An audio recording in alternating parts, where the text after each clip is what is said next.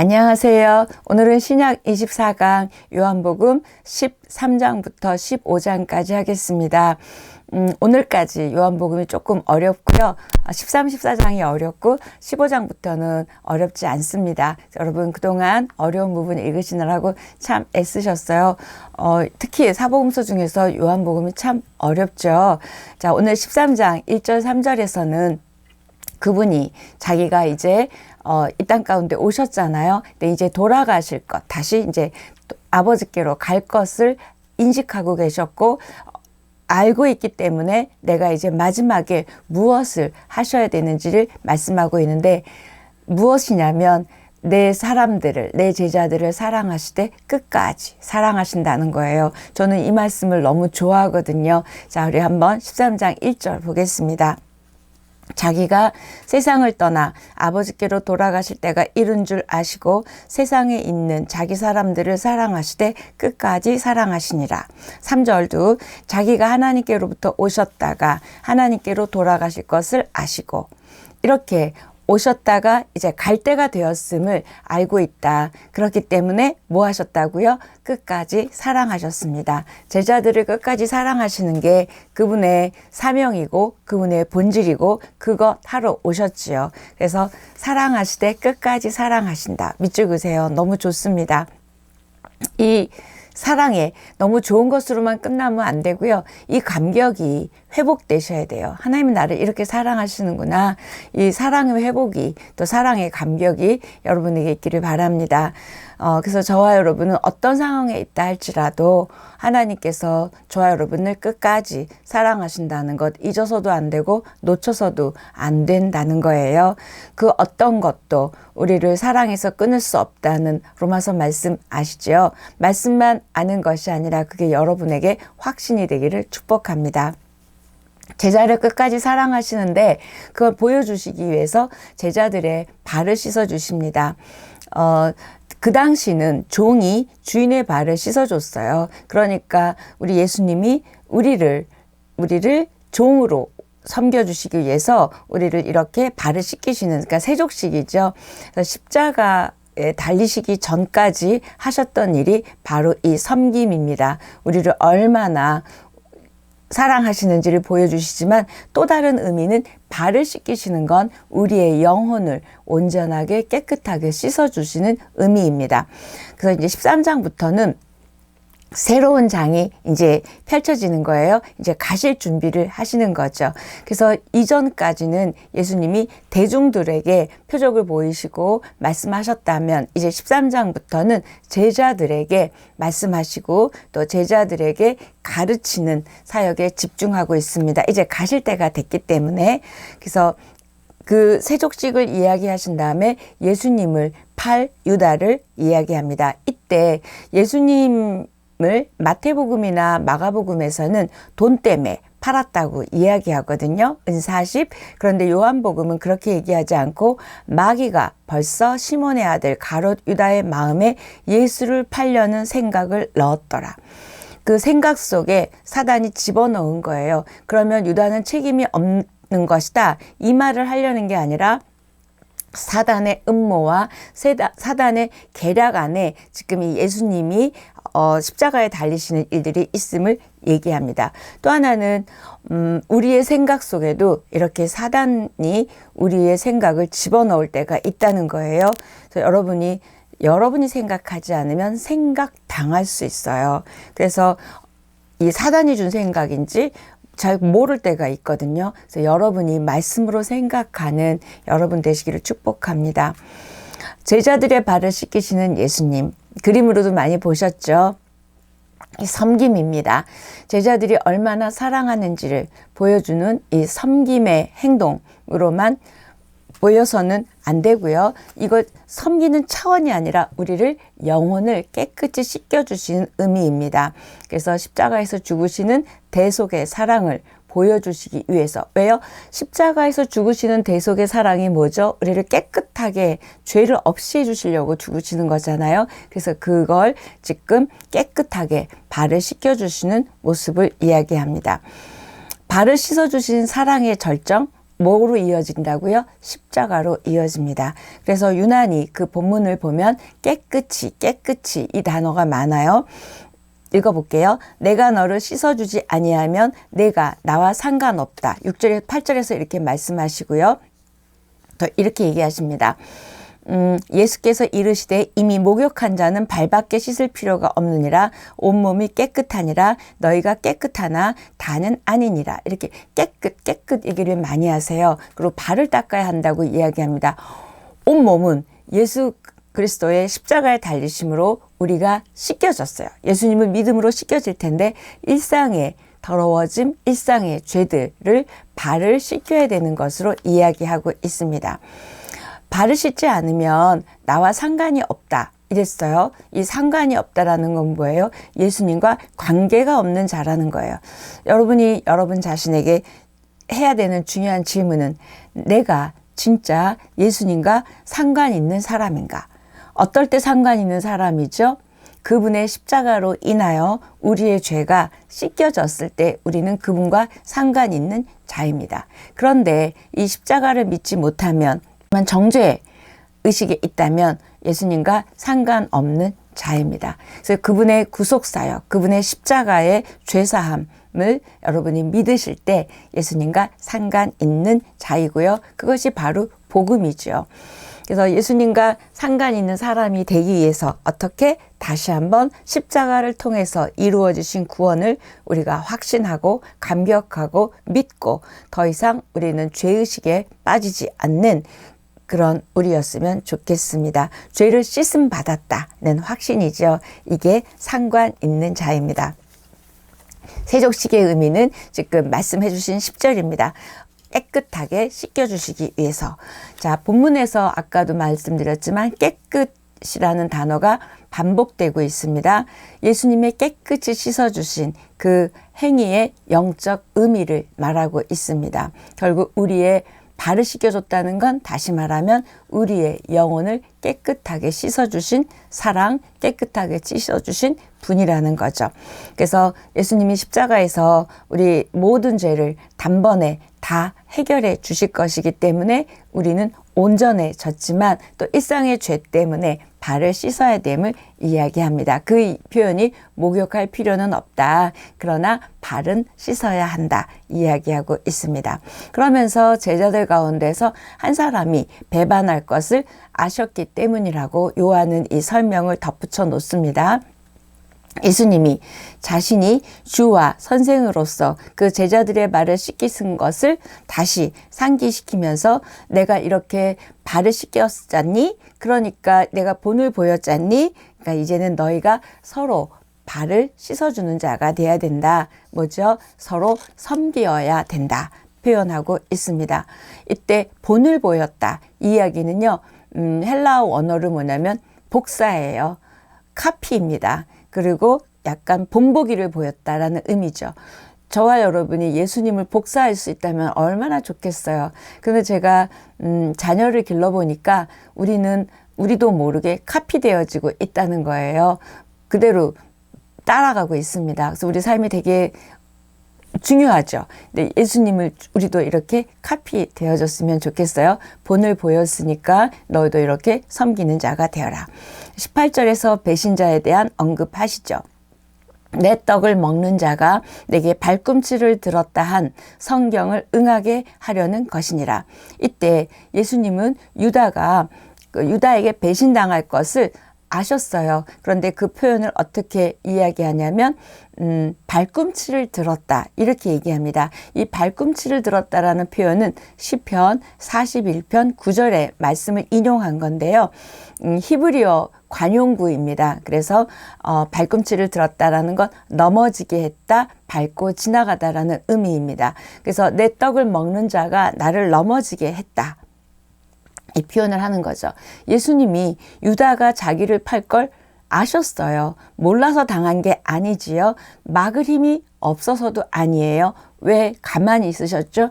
이 말씀이 응하게 하려고. 그래서 말씀이 응해야 오, 진짜구나 라고 알 수 있잖아요. 그래서 지금 이 이야기를 하고 있습니다. 그래서 유다의 배반을 예고하는 것이 22절까지 공간복음의 내용과 비슷해서 거기는 넘어가겠습니다. 그런데 요한복음에만 특별히 나타나는 게 23절입니다. 예수의 제자 중 하나 곧 그가 사랑하시는 자가 예수의 품에 의지하여 누웠는지라.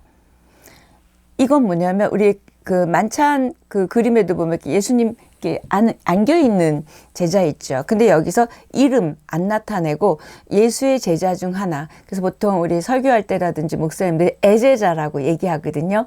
근데 많은 신학자들은 이 애제자가 바로 요한일 것이다. 요한이다 얘기하는데 요한은 자기 이름을 드러내지 않습니다. 그래서 이렇게 이 애제자가 있는데 이 떡을 받아 먹는 사람이 나를 팔 거다 얘기하니까 베드로가 이 애제자에게 물어봅니다. 누구냐고 물어보라는 거예요. 떡을 받는 사람이라고 예수님이 대답해 주시는 이야기가 쭉 나옵니다. 이때 요한 자신이라고 말하지 않았지만 조금 요한에 대해서 생각해 보고 싶어요.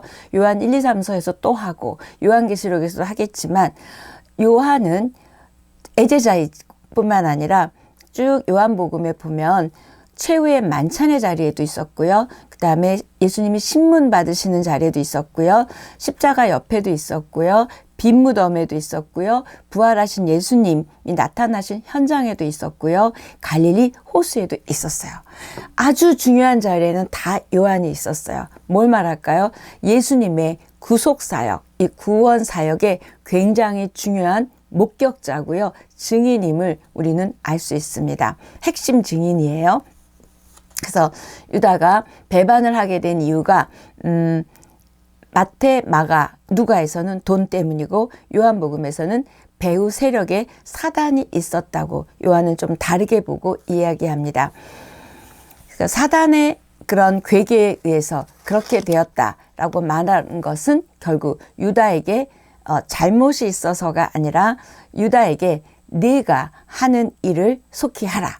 예수님이 유다에게 그래요. 너 지금 계획하고 있는 거 빨리 해. 그렇게 얘기하죠. 그랬더니 제자들은 이 말을 못 알아들어요. 예수님이 부활하기 전까지는 영적인 눈이 뜨이기 전까지는 예수님의 표적이라든지 말씀이나 행동을 대부분 이해하지 못하는 제자들을 보게 됩니다. 우리도 마찬가지인 것 같아요. 그래서 왜 예수님이 배반당하셔야 하고 왜 죽으셔야 하는지를 제자들이 몰랐기 때문에 이해하지 못했습니다. 그래서 너가 하려고 하는 일을 해. 하면서 그 조각을 받아요. 빵 조각을 받을 때 마지막 절에 이런 표현이 있습니다. 곧 나가니 밤 어둠 가운데 곧 나가니 밤이다. 그걸 받았더니 밤이라. 이 밤이라는 단어는 굉장히 많은 의미이죠. 결국 빛 가운데 있지 않았다. 누가? 유다가 그걸 알게 되고요. 예수님의 제자는 밤 가운데 속하지 않고 빛 가운데 거해야 하는데 그분이 빛이시니까. 근데 지금 유다가 밤이었다고 이야기하고 있습니다. 그래서 예수님을 배반하고 어둠의 길로 가도록 역사하는 이 사단이요. 이 사단이 우리를 어둠으로 또 진리와 빛으로 멀어지게 하는데 유다를 넘어뜨린 이 사단이 저와 여러분도 그럴 수 있죠. 그래서 우리가 깨어 있어야 되고 분별해야 합니다. 자, 영적 어둠으로 나가서는 안 되고 빛 대신 예수님 앞에 우리는 나가야 되겠죠. 그래서 우리는 결코 이기지 못하는 그런 사단이 우리를 이기지 못해요. 우리는 빛 가운데 나가기 때문에 사단이 이기지 못하는 이 승리의 경험을 날마다 하는 우리였으면 좋겠습니다.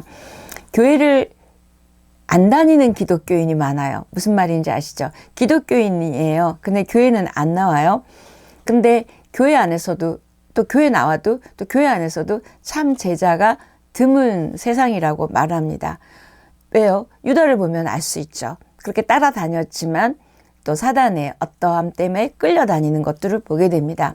그래서 예수님을 배반하는 제자도 있고 예수님을 사랑하는 제자도 있고 또 예수님이 사랑하는 제자도 있다는 걸 지금 쭉 본문을 보면서 알게 됩니다. 31절 그가 나간 후에 예수께서 이르시되 지금 인자가 영광을 받았고 하나님도 인자로 말미암아 영광을 받으셨도다. 이건 무슨 말이냐면 예수님이 자신이 십자가를 지시는 것을 영광을 받으시는 사건으로 말하고 있어요. 다시 예수님은 자신이 십자가를 지시는 것을 영광을 받으시는 사건으로 생각하고 있습니다. 그래서 요한복음을 읽으면서 영광이라는 단어가 나오면 그분의 십자가, 그분의 죽으심, 그분의 부활까지를 지금 영광을 표현하고 있습니다. 근데 아직 십자가를 지지 않으셨거든요. 그런데도 이미 영광이 성취된 것으로 말씀하셨다는 사실이 놀라워요. 근데 왜 그렇게 하냐면 예수님은 영광을 받으셨다. 이건 뭐예요? 예수님이 영광을 받으신 건 어디 영광과 이어져요? 아버지의 영광, 하나님의 영광으로 이어지고 있습니다. 32절인데요. 만일 하나님이 그로 말미암아 영광을 받으셨으면 하나님도 자기로 말미암아 그에게 영광을 주시리니 곧 주시리라. 이거예요. 그러니까 하나님이 영광을 받으셨으면 아들 예수도 영광을 받는 것이고 아들 예수가 아직 십자가에 달리지 않았지만 하나님이 영광을 받으셨기 때문에 그 아버지의 영광이 예수님의 영광이 될 것을 지금 31절, 42절 설명하고 있습니다. 예수님을 통해 영광을 받으신 하나님이 이제 예수님께 영광을 주실 것이라는 거예요. 이해되시죠? 이런 것 때문에 요한복음이 조금 어렵습니다. 그래서 예수님이 영광을 받으시는 건 아직 십자가에 달리지 않으셨기 때문에 미래 시제로 되어 있습니다. 그래서 영광을 주시리니 이렇게 미래 시제로 되어 있어요. 예수님과 하나님이 상호 서로 영광스럽게 하는 것을 예수님은 나중에 17장에서 예수님의 마지막 기도에서도 나타나게 됩니다. 하나님은 예수님을, 예수님은 하나님을 이렇게 서로 영광스럽게 한다는 거죠.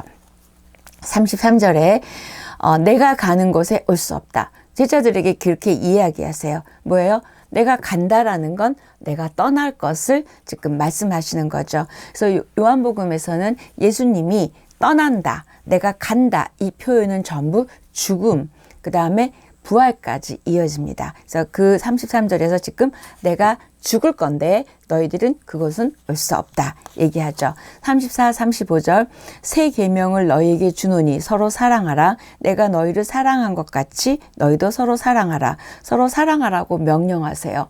지금 내가 가는데 명령을 주시는 거예요. 근데 거기에 새 계명 밑줄 그으세요. 서로 사랑하라는 계명은 사실 새 계명이 아니라 구약에 있잖아요. 레위기에도 있고 있습니다. 자, 그러면 이 13장의 주제는 사랑이거든요. 고린도전서 13장만 사랑장이 아니라 이 요한복음 13장도 지금 사랑하라예요. 그런데 왜 새 계명이라고 하셨을까? 제가 되게 궁금했어요. 이미 구약에 있었는데 그렇다면 왜 어떤 면에서 이게 새 계명일까? 예수님이 사랑의 본을 보여주셨죠. 구약의 계명은 그렇지 않았잖아요. 그래서 사랑의 본을 보여주셨고 그래서 명령하셨기 때문에 새 계명이고 또 하나는 예수님이 행하신 대로 너희도 그렇게 행하라고 말씀하셨기 때문에 새 계명이에요. 구약의 사랑하라는 것과는 좀 다르죠. 35절 너희가 서로 사랑하면 이로써 모든 사람이 너희가 내 제자인 줄 알리라. 이야기하십니다. 요한복음 또 요한이 쓴 요한서신 전부 서로 사랑하라는 명령이 많이 나오게 됩니다. 서로 사랑하라는 것은 곧 예수님의 제자임을 나타냅니다. 여러분 서로 사랑하세요? 그러면 제자 맞아요. 서로 사랑하지 않으세요? 갸우뚱이죠. 예수님을 부인할 베드로에 대한 말씀은 마테마가 누가 있었듯이 이어집니다. 14장입니다. 예수님은 자신이 떠나는 것으로 인해서 제자들이 이제 근심할 거 아니에요. 떠나세요. 어떡해요? 막 이럴 거 아니에요. 그래서 1절 너희는 마음에 근심하지 말라. 하나님을 믿으니 또 나를 믿으라. 예수님이 떠나시면서 이제 제자들이 근심할 거에 대해서 쓴 장이 14장입니다. 그래서 14장은 항상 그 근심할 것을 미리 이렇게 막아주시고 힘주시고 위로주시는 장이에요. 그래서 근심과 두려움을 극복하는 길이 믿음이고 하나님을 향한 신뢰라는 걸 지금 1절에서 얘기합니다. 하나님을 믿으니 나를 믿어라. 그러면 근심, 두려움 없다는 거죠. 4절, 5절도 내가 어디로 가든지 그 길을 너희가 아느니라. 도마가 얘기합니다. 모르는데요. 4절에 너희가 알잖아 그랬더니 도마가 주께서 어디로 가시는지 우리가 알지 못하는데 왜 안다 그러지? 그러면서 모르겠는데요. 얘기합니다. 도마의 말대로 제자들은 진짜 몰랐어요. 하나님이 가실 곳도 몰랐고 가시는 길도 그 말이 뭔지도 이해하지 못했습니다. 근데 예수님이 제자들이 이걸 모르는 걸 모르셨을까요? 아셨겠죠. 그래서 도리어 그 모르는 것을 꺼집어내서 설명해 주기 위해서 지금 이렇게 얘기합니다. 모르는 제자들에게 아주 기가 막힌 마지막 나는 누구누구이다. 14장 6절입니다. 예수께서 이르시되 내가 곧 길이요 진리요 생명이니 나로만 제가 이 발음이 잘 안 되죠. 어제도 그랬는데 말미암지 않고는 아버지께로 올 자가 없느니라. 이게 왜 잘 안 될까요? 자, 이 말씀을 하는 거예요.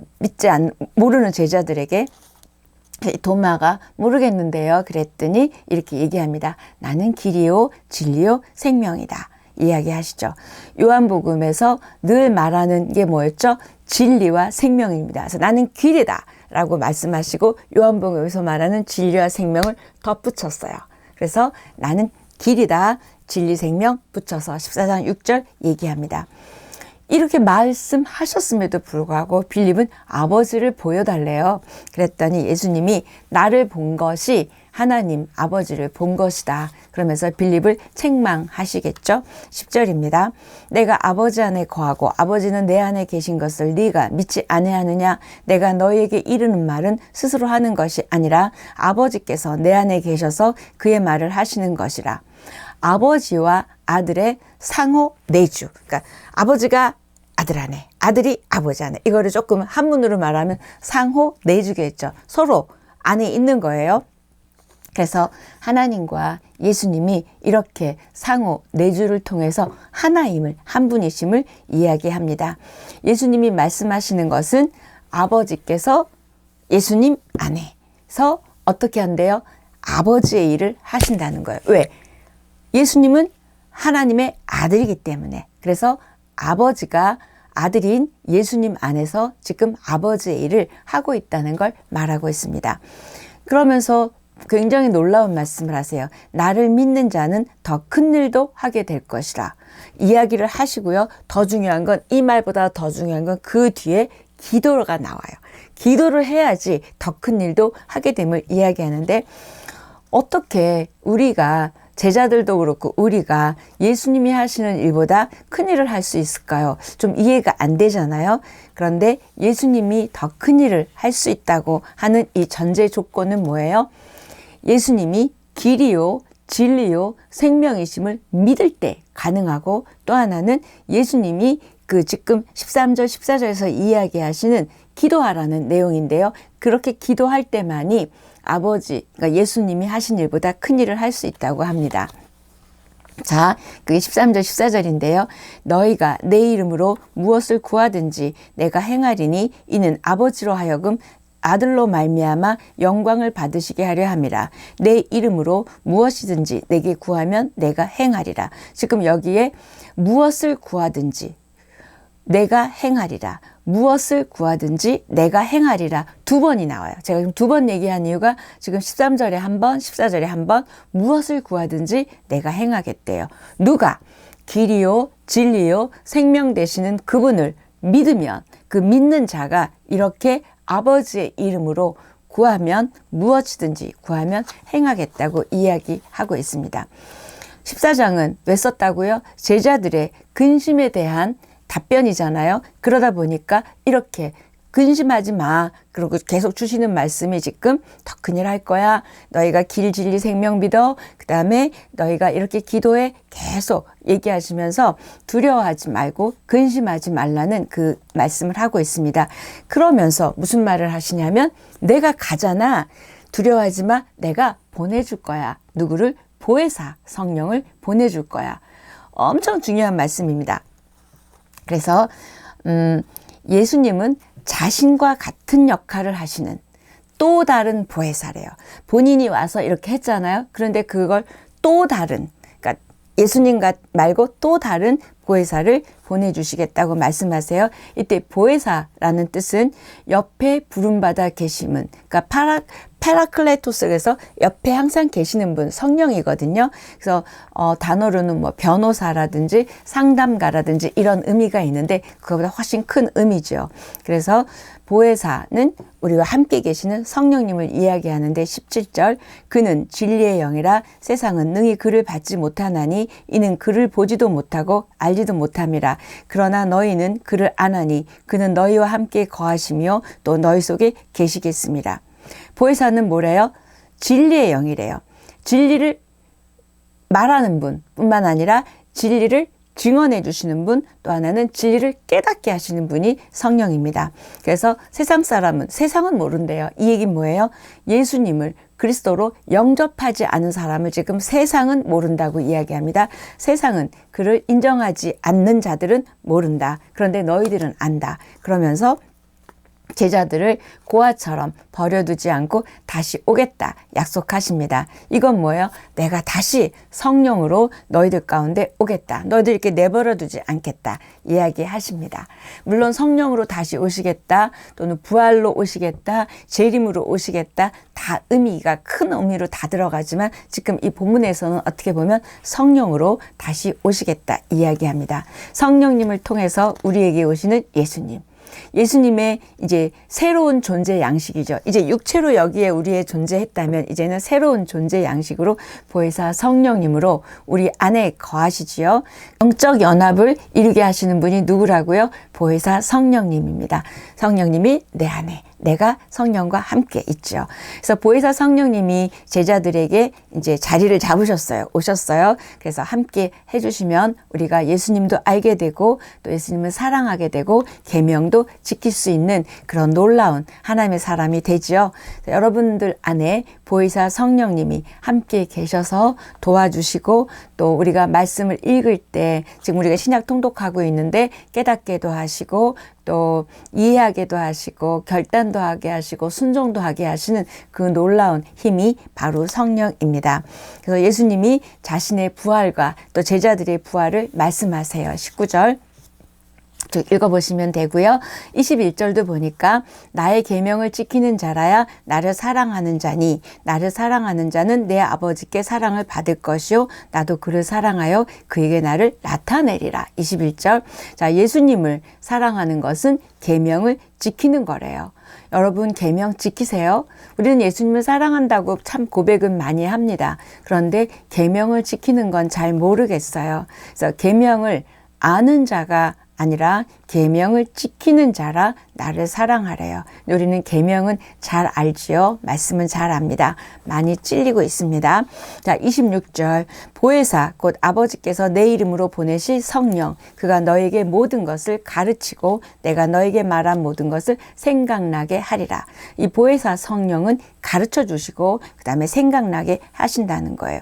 그러면 예수님과 그 다음에 성령님의 연결점은 뭘까요? 예수님이 가시면서 성령님을 보내셨다라는 건 우리가 알겠는데 도대체 뭐가 연결이 되냐면 예수님이 자신의 말이 아니라 하나님의 말씀을 하셨듯이 성령께서도 성령의 말이 아니라 예수님의 말씀을 한다는 거예요. 무슨 말인지 아시겠죠? 이렇게 연결되는 거죠. 그래서 예수님이 내 말하는 게 아니라 나를 보내신 이의 말을 한 것처럼 성령께서도 예수님의 말을 성령이 한다는 거예요. 그 맥락으로 얘기합니다. 그래서 가르치는 방식은 성령이 어떻게 가르쳐요?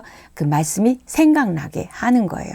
생각나게 한다는 건 또 뭘 의미하냐면 올바로 깨닫는다는 거예요. 성령이 임하면 우리가 말씀을 올바로 깨닫게 되고요. 그다음에 또 성령이 임하면 우리가 제대로 이해할 뿐만 아니라 순종할 수 있는 힘도 주지요. 그래서 이 성령의 놀라운 일입니다. 성령을 그래서 우리는 구해야 되겠죠. 자, 27절입니다. 평안을 준대요. 내가 주는 평안은 세상이 주는 것과 다르다. 그러니까 근심하지 말고 두려워하지 말라 이야기합니다. 또 예수님이 부활하신 후에도 샬롬 평안을 주는 말씀이 나오죠. 예수님이 주시는 평안은 하나님과의 관계 회복으로 인한 평안입니다. 예수님 안에 내가 있기 때문에 뭐 문제도 있고 어려움도 있고 아픔도 있지만 평안한 거예요. 왜? 그분 안에 있기 때문에. 그래서 그분의 사랑 안에서 이루어지는 참된 평안, 참된 샬롬입니다. 여러분 평안하시죠? 그러면 여러분이 예수님 안에, 성령님 안에 잘 계신 거예요. 그래서 예수님이 지금 이렇게 떠나시기 전에 일어나는 일들을 왜 이 이야기를 했냐면 중요한 포인트는 이야기하죠. 믿게 하려고 했다고 이야기하고 있습니다. 예수님은 십자가를 지신 시간이 점점 다가옴에 따라서 제자들에게 말씀하실 시간이 이제 얼마 안 남았어요. 그러면서 이 세상의 임금이 오겠다 표현합니다. 밑줄 그어주세요. 이 세상의 임금은 뭘 말할까요? 사탄이 와서 이제 지배할 시간, 다시 말하면 예수님이 죽을 시간이 왔음을 이야기합니다. 15장은 여러분 참 읽기 좋으신 포도나무 장입니다. 나는 참 포도나무요. 내 아버지는 농부라. 자, 나는 뭐뭐뭐이다. 또 이 마지막 부분이지요. 그래서 포도나무의 목적은 뭐죠? 열매입니다. 그래서 참 포도나무 대신 우리 예수님에게 가지된 우리가 붙어 있을 때, 연합되어 있을 때 열매를 맺게 되는 이야기 여러분 잘 아시죠? 5절. 나는 포도나무여 너희는 가지라. 8절 너희가 열매를 많이 맺으면 내 아버지께서 영광을 받을 것이요 너희는 내 제자가 되리라. 8절 밑줄 그으세요. 너무 중요합니다. 그런데 붙어만 있다고 열매가 맺어지는 거 아니에요. 저 여러분이 우리 그리스도인이지만 열매 있나요? 잘 모르죠. 붙어만 있어서 되는 게 아니라 어떻게 돼야 되냐면 농부에 의해서 아버지에 의해서 깨끗하게 되어야 되는 거예요. 특히 가지치기 또 해야 되는 거예요. 이게 뭐예요? 우리가 다루어져야 되는 거예요. 그래서 필요 없는 거 잘라내고 가지 쳐줄 때 열매를 맺게 된대요. 그래서 하나님은 우리를 참 많이 다루시죠. 좋은 열매를 맺게 하기 위해서. 그래서 농부에 의해서 깨끗하게 해야 되는 거. 결국 하나님이 농부인 아버지가 개입하셔서 이렇게 하셔야 되는 거. 또 가지도 쳐야 되는 거. 붙어있는 것만으로 안 되는 것이 요한복음 15장의 이야기입니다. 그러면서 12절에 내 계명은 너희가 내가 너희를 사랑한 것 같이 너희도 서로 사랑하라. 또 지금 15장에서 얘기합니다. 주 안에 붙어 있음으로 인해서 맺어야 될 첫 번째 가장 중요한 열매가 사랑이라는 거예요. 뭐 다른 열매 많아도요. 사랑 없으면 안 된다는 거예요. 그래서 15장에서는 우리가 주 안에 거함으로 붙어 있음으로 다루어짐으로 인해서 열매를 많이 맺어야 되는데 첫 번째 열매 사랑이라고 언급하고 있습니다. 두 번째는 11절에 보면 기쁨이에요. 내가 이것을 너희에게 이름은 내 기쁨이 너희 안에 있어 너희 기쁨을 충만하게 하려 함이라. 기쁨의 열매입니다. 여러분 사랑의 열매 지금 기쁨의 열매 15장에서 이야기하고 있어요. 그 다음에 15장 마지막 부분에 보면 뭐냐면 증거의 열매예요. 너희가 나를 증거할 거라는 거예요. 그래서 이 증거의 열매도 여러분 안에 있는지. 그리고 16절. 이 열매가 맺어질 걸 저는 확신합니다. 왜요? 16절 때문에. 16절에 보니까 너희가 나를 택한 것이 아니요 내가 너희를 택하여 세웠나니 이는 너희로 가서 열매를 맺게 하고 또 너희 열매가 항상 있게 하여 내 이름으로 아버지께 무엇을 구하든지 다 받게 하려 함이라. 저는 이 16절이 너무 좋아요. 왜요? 우리가 내가 하나님을 택하고 내가 예수님을 택한 게 아니라 그분이 나를 택하셨어요. 왜? 열매를 주시기 위해서. 그렇다면 우리는 어떻게 하면 되죠? 붙어있고 순종하면 되는 거예요. 뭐를? 사랑하라 그러면 사랑하려고 순종할 때 그분이 사랑을 주실 거예요. 기뻐하려고 순종할 때 그분이 우리에게 기쁨을 주셔서 사랑의 열매, 기쁨의 열매를 맺게 하신다는 거예요. 사랑의 열매 주세요. 기쁨의 열매 주세요. 그래서 주시는 게 아니라 여러분이 이미 순종을 먼저 할 때 사랑하기 어려워요. 기뻐하기 어려워요. 그런데 그걸 순종하려고 할 때 우리를 택하신 그분이 열매를 맺게 하실 줄 믿습니다. 이게 저는 너무 좋고요. 이게 너무 희망입니다. 왜요? 그분이 우리를 선택하셨다는 거예요. 왜요? 선택하신 분이 열매도 주시고 선택하신 분이 우리를 책임져 주실 걸 믿습니다. 아멘. 여러분도 그러시죠?